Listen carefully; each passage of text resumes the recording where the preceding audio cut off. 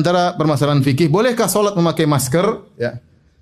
Hukum asal salat memakai masker atau menutup mulut, ya, atau menutup mulut begini, salat sambil diam atau dengan menutup sesuatu di mulut, hukum asalnya makruh, ya.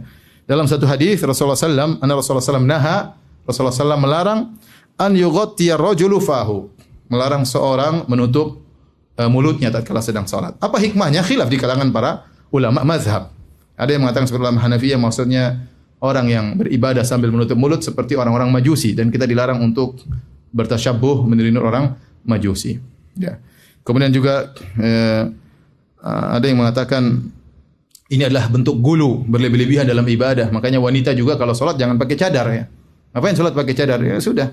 Kalau sholat buka cadarnya, kecuali di depan para lelaki yang bukan mahramnya, dia boleh sholat pakai cadar karena ada keperluan. Tapi kalau di rumah jangan pakai cadar. Bentuk gulu fiddin, berlebih-lebihan, ekstrim dalam beragama. Sebagian ulama lagi mengatakan sholat sambil menutup wajah adalah bentuk takabur, kesombongan. Intinya ini sebab yang disebut oleh para ulama ada 3 selama saya baca tadi. Pertama karena tasyabuh dengan orang-orang Majusi yang beribadah sambil menutup mulut. Yang kedua adalah berlebihan dalam agama. Yang ketiga adalah takabur, bentuk sombong dalam beribadah.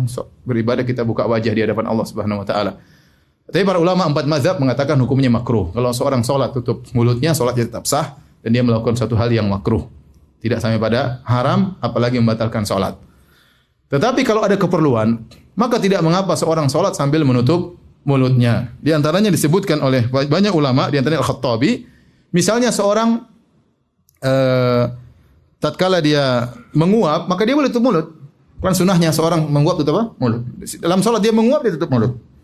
Boleh karena ada keperluan. Kemudian juga ulama yang lain menyebutkan di antara keperluan, misalnya seorang bekerja, pekerjaannya membutuhkan tutup mulut, ya.